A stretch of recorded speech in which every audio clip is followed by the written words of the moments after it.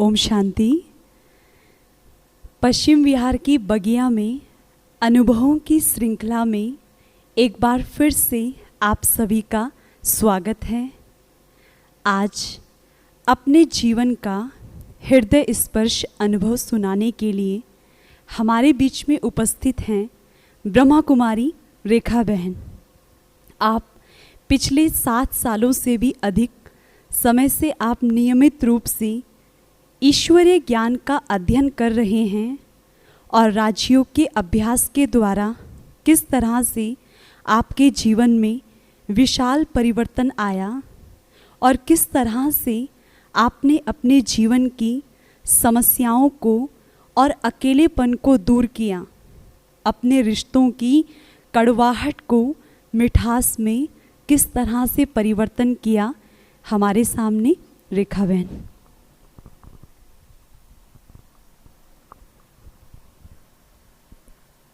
ओम शांति। बचपन से सिखाया गया था कि ईश्वर को खुश करने के लिए भक्ति करनी पड़ती है, लेकिन कभी किसी ने ये नहीं बताया कि ईश्वर को हम कैसे पा सकते हैं। तो यहाँ प्रजापिता ब्रह्मा कुमारी ईश्वरीय विश्वविद्यालय में आकर मुझे एहसास हुआ कि हम भगवान से, चैतन्य ज्योति, महाज्योति, सुप्रीम फादर, परम पिता परमात्मा, उनसे हम अपने मन की बात कर सकते हैं, उनसे मिल सकते हैं, उन्हें अनुभव कर सकते हैं और अपनी समस्याओं को उन्हें बताकर उनका हल भी पा सकते हैं। तो ये इस संस्था में आकर मुझे ऐसा लगा कि जैसे मेरे जीवन में एक जादू हो रहा है। इतना परिवर्तन जो मैंने कभी सपने में भी नहीं सोचा था कि इतना परिवर्तन मेरी लाइफ में आएगा। तो मैं आपको स्टार्टिंग से बताती हूँ कि कैसे कैसे मेरी लाइफ में परिवर्तन आया। जैसे कि कहते हैं कि भक्ति से भगवान मिलते हैं, तो भक्ति में सिर्फ बोलते थे, कभी ऐसा अनुभव नहीं किया था कि हाँ सच में भक्ति करने से भगवान मिलते हैं। भक्ति करते रहते थे, नियमों का पालन करते रहते थे, व्रत उपवास, कभी डर के मारे कि हाँ भक्ति नहीं करेंगे, अपना नियम नहीं निभाएंगे तो भगवान नाराज़ हो जाएंगे, देवता नाराज़ हो जाएंगे। तो बस पाठ पूजा वही सब करते रहते थे और जिससे कोई प्राप्ति नहीं होती थी, बस नियम निभाते जाते थे और निभाते जाते थे। तो जैसे कि कहते हैं कि भक्ति से ही शुरुआत होती है, तो मैं बचपन से, मैं 8-10 साल की थी तो मैं अपनी मदर के साथ मंदिरों में, कीर्तनों में जाती थी। तो वहाँ पर गाना बजाना, डांस करना, बहुत कुछ, मतलब एक इंटरेस्ट होना। जैसे एक छोटा सा बच्चा 8-10 साल का, तो उसको आज की डेट में देखा जाए तो इतने छोटे बच्चे बहुत कम होते हैं जो भक्ति में इतना इंटरेस्ट रखते हैं। तो मैं जब जाती थी तो वहाँ मुझे देखकर लोग हैरान होते थे कि इतना छोटा सा बच्चा कैसे इतना इंटरेस्टेड है, उसको सारी आरतियाँ, बड़ी बड़ी आरतियाँ, हनुमान चालीसा कैसे उसको याद है। तो समय बीतता गया, जैसे जैसे मैं बड़ी हुई, फिर पढ़ाई में ध्यान ज़्यादा हो गया, तो पढ़ाई बड़ी सिलेबस बढ़े, तो मंदिरों में जाना भी कम हो गया, धीरे धीरे कम हो गया। लेकिन बड़े होते होते अगर भक्ति से थोड़ा मन हटा तो आगे लगा कि कुछ ज्ञान की तरफ बढ़ा जाए। तो जैसे कि आजकल हम देखते हैं कि टीवी चैनल्स में जो आध्यात्मिक चैनल हैं उनमें बहुत से सत्संग आते हैं, तो मैं उनको सुनने लगी और वहाँ से मुझे जो ज्ञान मिलता था उसको सुनती ज़रूर थी, लेकिन एक जो टचिंग होती है कि हाँ यही एक ऐसा ज्ञान है जो जिसको मैं ढूंढ रही थी वो मुझे कभी फील नहीं हुआ। तो बस एक ऐसे ज्ञान की, एक ऐसे स्थान की, एक ऐसी संस्था की मुझे तलाश थी जहाँ से मैं अपने जीवन को परिवर्तन कर सकूं, अपने जीवन के खालीपन को दूर कर सकूं। सब कुछ था, किसी बात की कोई प्रॉब्लम नहीं थी, लेकिन अंदर जो मन का खालीपन, वो एक जो खालीपन है वो हमें सुख चैन से नहीं रहने देता। तो कई बार कहते हैं ना कि कुछ लोग ऐसे होते हैं जिनके पास कुछ नहीं होता, उनको नहीं पता कि अगले टाइम हमें खाना भी मिलेगा या नहीं मिलेगा, लेकिन फिर भी कुछ लोग ऐसे होते हैं जो बहुत खुश रहते हैं। और कुछ लोग ऐसे होते हैं जिनके पास इतना सब कुछ होता है, बाहर के साधन, सुख साधन सब कुछ है, लेकिन वो खुश नहीं है। तो इसका कोई ना कोई तो रीज़न होता है ना। तो बस ऐसे ही मैंने टीवी चैनल्स के थ्रू ज्ञान से जब शुरू किया तब भी मुझे सेटिस्फेक्शन नहीं हुई। जैसे जैसे समय बीतता गया, मैंने पढ़ाई ख़त्म की, जॉब भी की, मैं एज ए अकाउंटेंट जॉब भी करती थी। तो कुछ टाइम बाद पेरेंट्स ने कहा कि जैसे अब दुनिया का लौकिक रिवाज के तौर पर कि अब लड़की की शादी कर देनी चाहिए, तो उन्होंने शादी भी कर दी। तो मैं तो बहुत भक्ति भाव में चलती ही थी, और लकीली ऐसा हुआ कि हस्बैंड भी बहुत भक्ति भाव वाले मिले, बहुत भक्ति करते थे, जागरण चौकियाँ करवाना और हर तरह से मतलब भक्ति में पूरा डिवोटेड थे। तो इस एस्पेक्ट से मुझे लगा कि हाँ, कि जो होता है कि एक पार्टनर की जो सेम थिंकिंग वो थी कि मैं भक्ति में चलती हूँ तो वो भी भक्ति में हैं।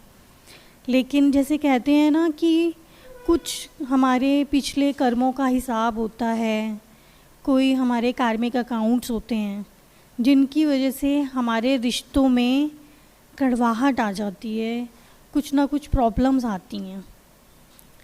ऐसा कुछ ज़्यादा स्टार्टिंग में नहीं था, लेकिन धीरे धीरे मिसअंडरस्टैंडिंग्स बढ़ना, घरों में जो आजकल हम सब लोग इन बातों को फेस करते हैं कि घरों में जो है आपसी रिश्तों में तनाव है, कहीं ना कहीं ईगो प्रॉब्लम आ जाती है, कहीं ना कहीं एक दूसरे से आगे बढ़ने की भावना आ जाती है, एक दूसरे से संतुष्ट ना होना, और सबसे बड़ी बात एक दूसरे को नीचा दिखाना या किसी को कम समझना।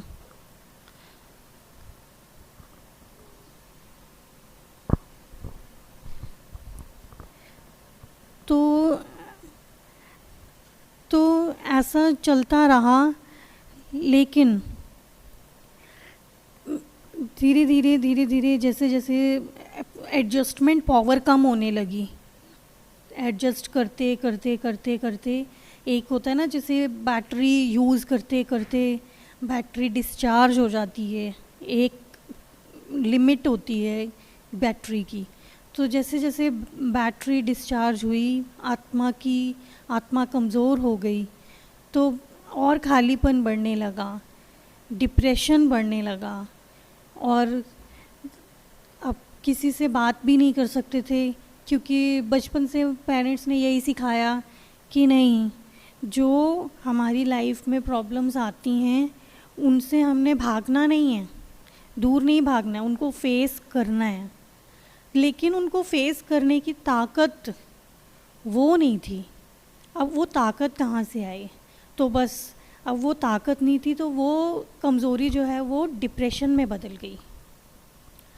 मैं किसी के साथ बात नहीं करती थी, हंसती नहीं थी, लोगों को लगता था, कोई कहते थे कि घमंडी है, कोई कुछ कहते थे कि शायद इसको किसी बात की समझ नहीं है, कोई मजाक उड़ाते थे।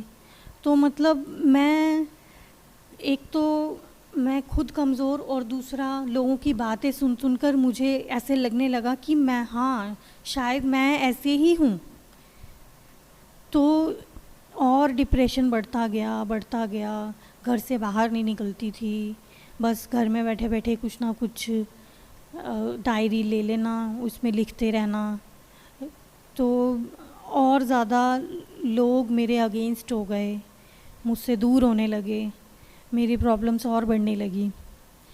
तो शुरुआत कैसे हुई इस संस्था में आने की, मैं बहुत परेशान थी। तो मेरी सिस्टर ने एक बार मुझे कॉल करके हालचाल पूछने के लिए कॉल किया। तो उसने मुझसे पूछा कि क्या बात है, आवाज़ से कुछ परेशान लग रही हो। तो मैंने आगे कुछ नहीं कहा, मैंने कहा हाँ थोड़ी बहुत प्रॉब्लम जैसे घर में होती हैं।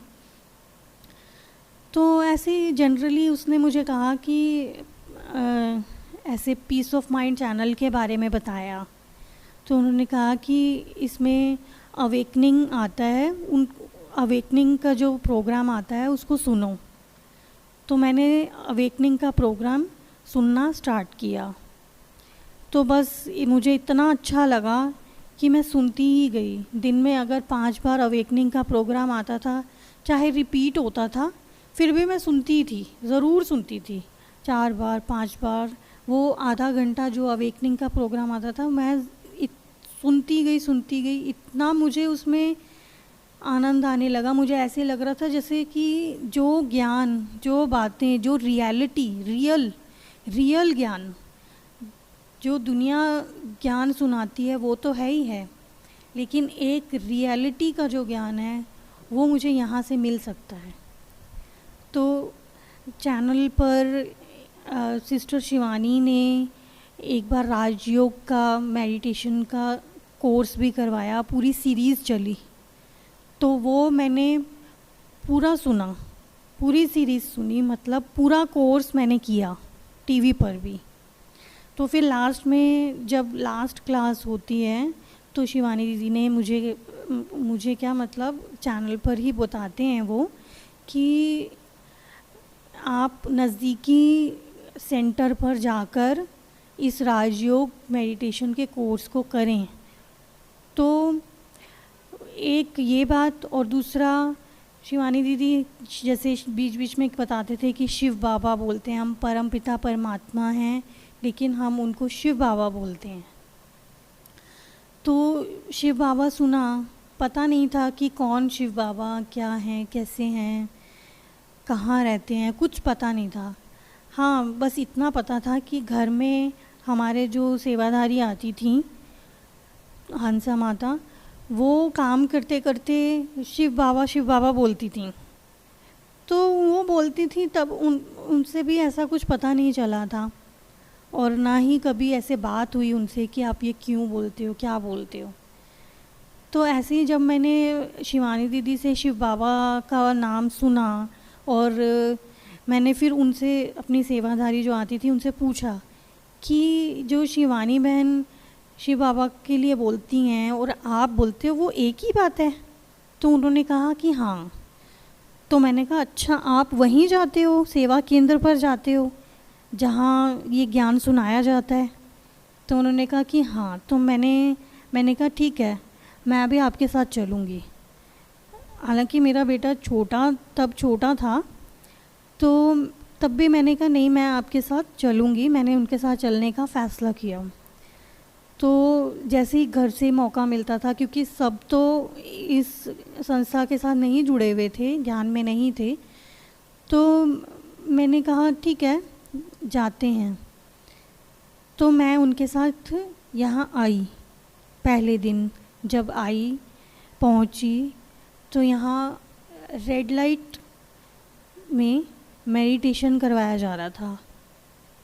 तो जब मैं पहुँची, यहाँ का वातावरण, यहाँ की शांति, जो वातावरण में एक शांति जो मैंने फ़ील की, तो मुझे उस टाइम ऐसे लगा कि बस शायद यही है स्थान जहाँ मुझे आना था।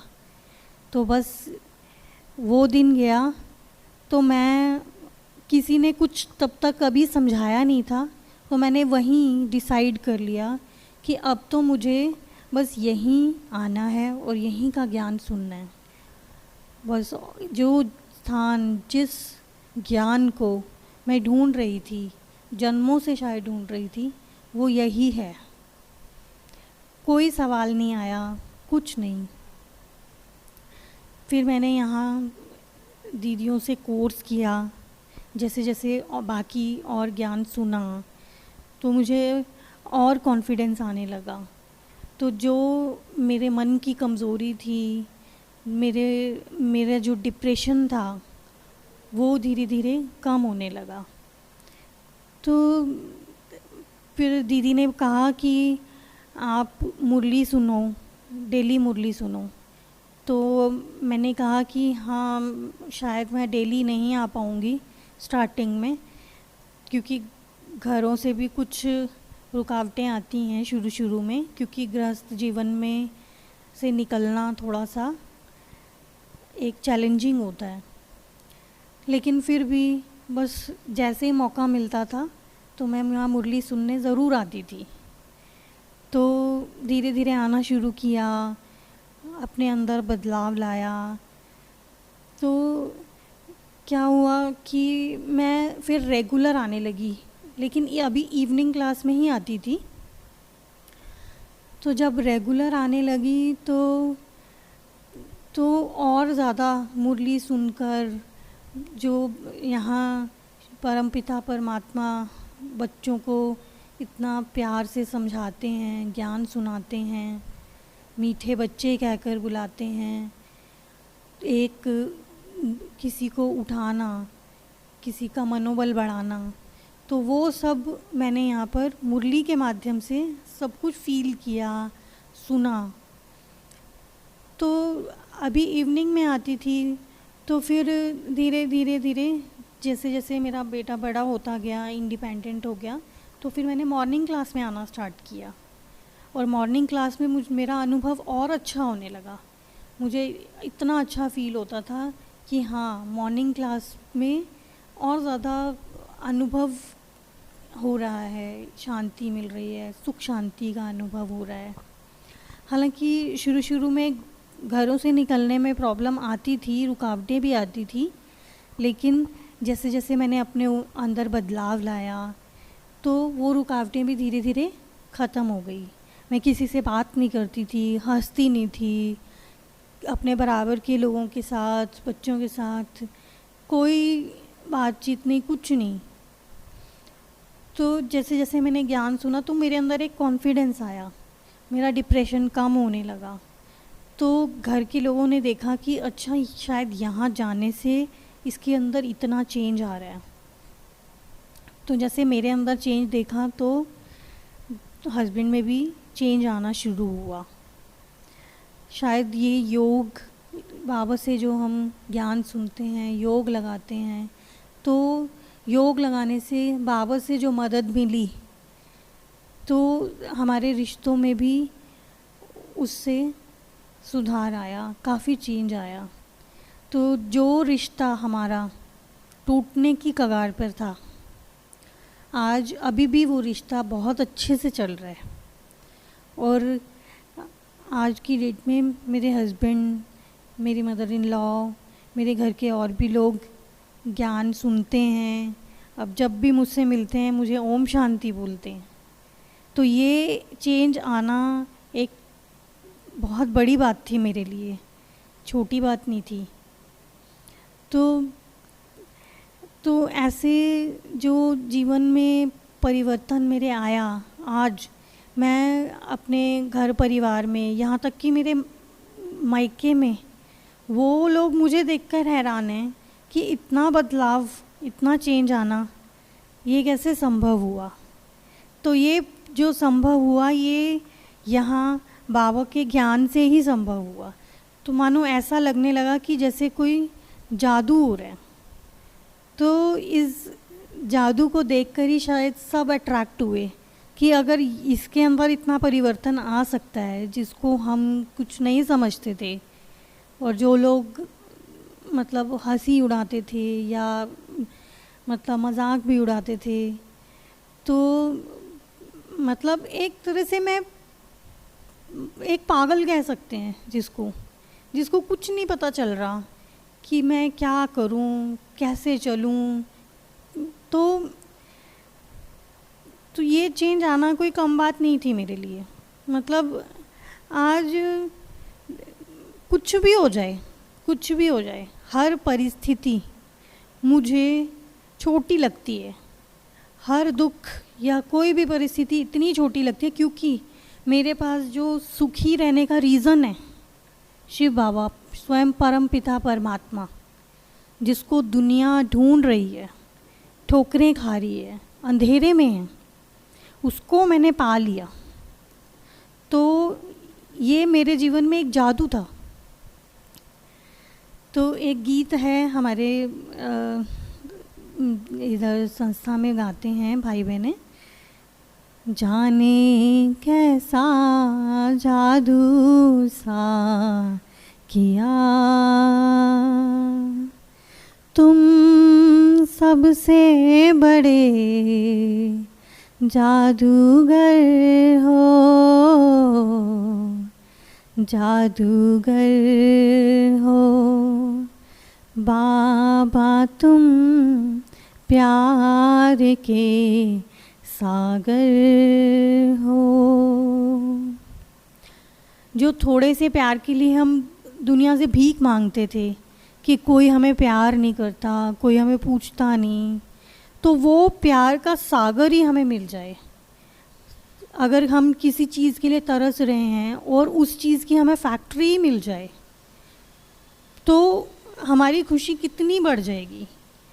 तो मेरे अंदर जो इन्फीरियॉरिटी कॉम्प्लेक्स था वो एक लेवल में आया। तो मेरा जो इन्फीरियॉरिटी कॉम्प्लेक्स था, कहते हैं ना कि जो ईगो है वो दो तरह से होती है। ईगो में या तो सुपीरियॉरिटी कॉम्प्लेक्स आता है या फिर इन्फीरियॉरिटी कॉम्प्लेक्स। मीन्स न्यूट्रल से इधर वी गो टू प्लस और माइनस। तो ये दोनों जो सिचुएशंस हैं ये ईगो में आती हैं। तो जो मेरा तो ये मानना था कि जो सुपीरियॉरिटी कॉम्प्लेक्स है वही ईगो होता है। तो मैं सोचती थी कि मेरे अंदर तो ईगो ही नहीं है, मुझे तो किसी बात का ऐसा ईगो नहीं है। तो ऐसा क्या होता है कि लोग मुझसे नाराज़ रहते हैं या मुझसे नहीं बात करना चाहते। फिर मुझे यहाँ आकर पता लगा कि अपने आप को कम समझना ये भी ईगो ही है। तो क्यों हम अपने आप को कम समझें जब वो सुप्रीम पावर भगवान, स्वयं भगवान, मूर्तियों वाले नहीं, स्वयं चैतन्य भगवान जिसको दुनिया ढूंढ रही है वो हमारे साथ है। तो हम क्यों इन्फीरियर अपने आप को समझें।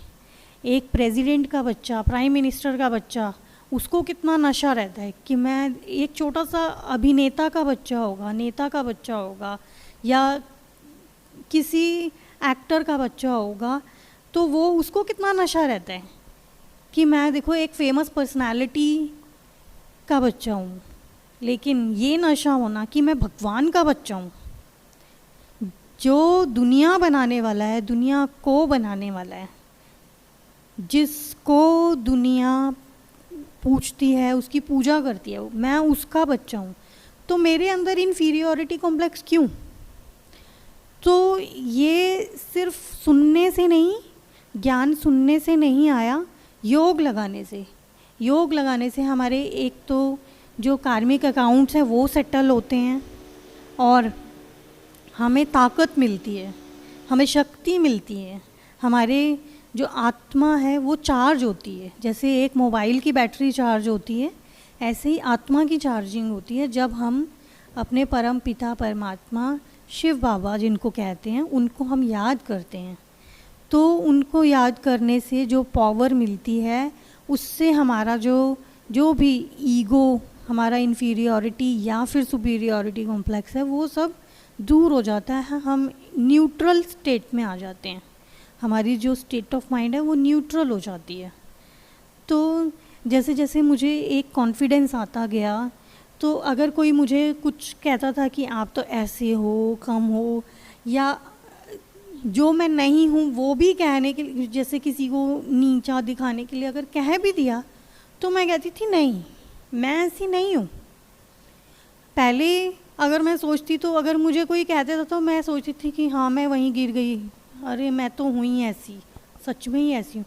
क्योंकि जो मतलब पब्लिक ओपिनियन है हम उसको ही सच मान लेते हैं, लेकिन जो पब्लिक ओपिनियन है ज़रूर नहीं है वो ठीक हो। कुछ हद तक ठीक है कि हाँ ठीक हो सकती है, हाँ बस इतना चेंज ज़रूर लाना है कि अगर कोई हमें अपनी ओपिनियन दे रहा है, अगर हमें लगता है कि वो ठीक है तो हम अपने अंदर चेंज ले आएँ। तो मैंने उस चीज़ को चेंज करना शुरू किया, और जो मेरे अंदर नहीं है और तो मैंने उसको इग्नोर किया कि नहीं मैं ऐसे नहीं हूँ। तो एक स्वाभिमान आने लगा, एक कॉन्फिडेंस आने लगा कि मैं तो परमात्मा का बच्चा हूँ, मुझे कोई पीछे नहीं कर सकता, मेरी खुशी को कोई गायब नहीं कर सकता। तो दुनिया का कोई भी बड़े से बड़ा साइंटिस्ट क्यों ना हो, बड़े से बड़ा नेता अभिनेता क्यों ना हो, मैं उनसे भी ज़्यादा सुपीरियर हूँ, क्योंकि मैं स्वयं परमात्मा का बच्चा हूँ। तो इस चीज़ ने मेरे जीवन में खुशी लाई, और इस खुशी के आगे हर परिस्थिति छोटी है। हर परिस्थिति, कोई भी परिस्थिति आ जाए, कोई मुझे कुछ भी कह दे, लेकिन नहीं, क्योंकि मैं जिस स्टेट ऑफ माइंड से गुज़री हूँ, जिस दौर से गुज़री हूँ, और जो मैंने अपने अंदर चेंज लाया और जो लोगों ने विजिबल चेंज फील किया,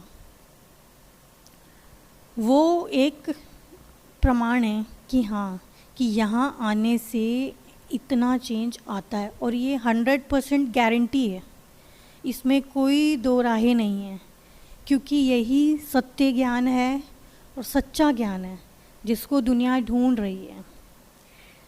तो इतना चेंज आना कोई साधारण बात नहीं थी। तो हम जब योग लगाते हैं तो हम अपने परमपिता परमात्मा की शक्तियों का अनुभव करते हैं। तो मैं एक लाइन, गीत की लाइन के माध्यम से आपको बताती हूँ कि कैसे अनुभव होता है।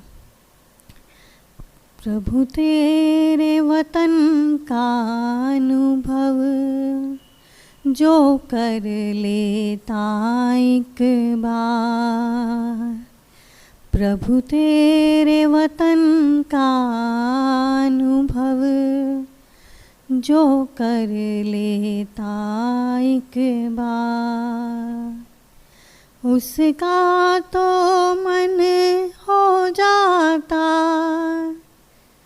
सभी हदों से पार, प्रभु तेरे वतन का अनुभव जो कर लेता एक बार, जो कर लेता एक बार। मैं सबसे कहूँगी कि ये अनुभव सब ज़रूर करके देखें कि इस अनुभव को करके कितना हम सुख, शांति, आनंद, अपने आप को पावरफुल फील करते हैं कि अब हम एक ऐसी आइडेंटिटी बन चुके हैं जो दुनिया के आगे एक प्रमाण बन सकती है। तो एक गीत के माध्यम से मैं आपको बताना चाहूँगी कि कैसे परमात्मा हम पर कृपा करते हैं और फिर हम पर ऐसी दया करते हैं कि हमारा जीवन ही बदल जाता है। इतनी कृपा हुई कि हम कृतकृत्य हो गए, प्रभु स्नेह से हमारे प्राण सिद्ध हो गए, प्रभु प्रेम से हमारे प्राण सिद्ध हो गए,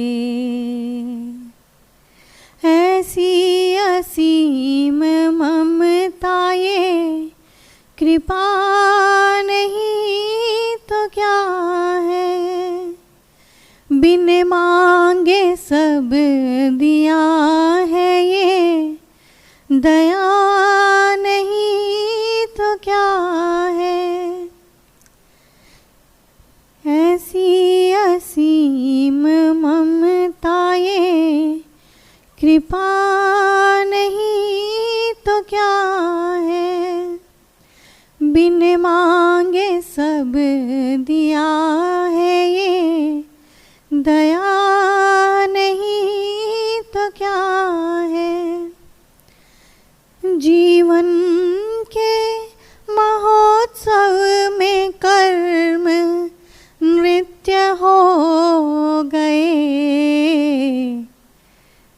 इतनी कृपा हुई कि हम कृतकृत्य हो गए।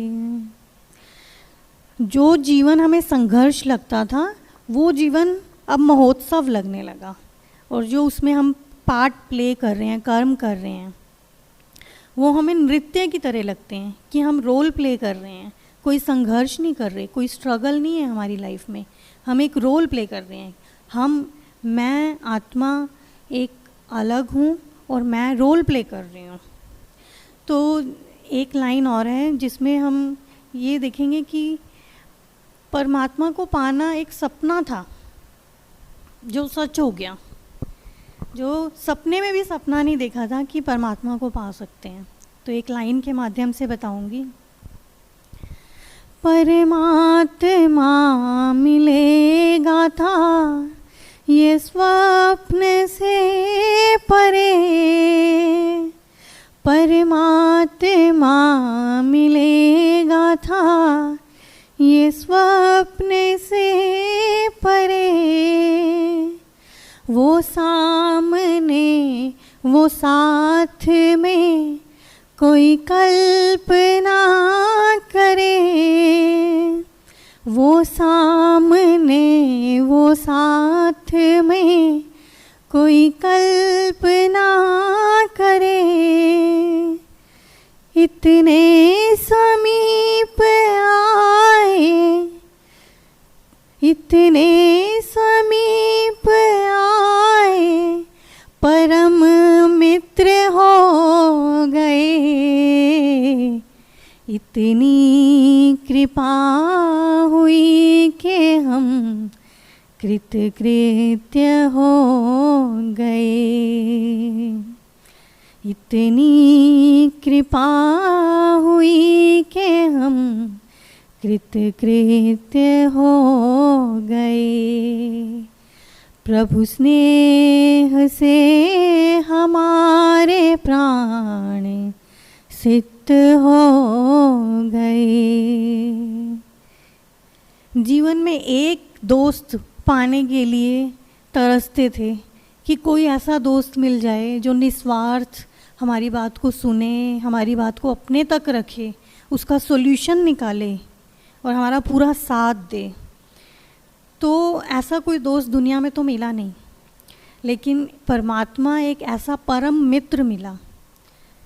तो ऐसा परम मित्र अगर हमें जीवन में मिल जाए, खुदा ही हमारा दोस्त बन जाए, तो वो जीवन कैसा होगा कि जिससे हम अपनी हर बात कर सके, हर बात का सॉल्यूशन निकाल पाए, और वो भी सिर्फ शब्दों का सॉल्यूशन नहीं, सच में चमत्कारी सॉल्यूशन, एक ऐसा सॉल्यूशन जिसने जीवन बदल दिया। तो बस अब मैं यही कहना चाहूँगी कि मैं अपने जीवन में इतनी खुश हूँ कि मेरे रिश्तों में, जीवन में इतना जो परिवर्तन आया, क्योंकि संबंध जो होते हैं वो जीवन में बहुत ही मायने रखते हैं। क्योंकि एक संबंध बनाने में टाइम नहीं लगता, उसको निभाने में टाइम लगता है। निभाना ही सबसे बड़ी बात होती है। तो उन संबंधों को निभाने की जो ताकत मिली वो मुझे परमपिता परमात्मा से ही मिली। तो एक लास्ट गीत की एक लाइन से और बताना चाहूँगी कि भक्ति में हमने क्या क्या नहीं किया, व्रत उपवास सब कुछ किया, लेकिन परमात्मा नहीं मिले। तो अब इस ज्ञान से हमें परमात्मा मिले हैं। भक्ति ज्ञान भी नहीं, भक्त अपना दान, भक्ति ज्ञान भी नहीं, पालूं तुम्हें पहचान लूं, विद्वान भी नहीं, बस प्रेम था जो प्रभु मिलन से तृप्त हो गए, इतनी कृपा हुई कि हम कृतकृत्य हो गए। प्रभु स्नेह से हमारे प्राण सिक्त हो गए। ओम शांति।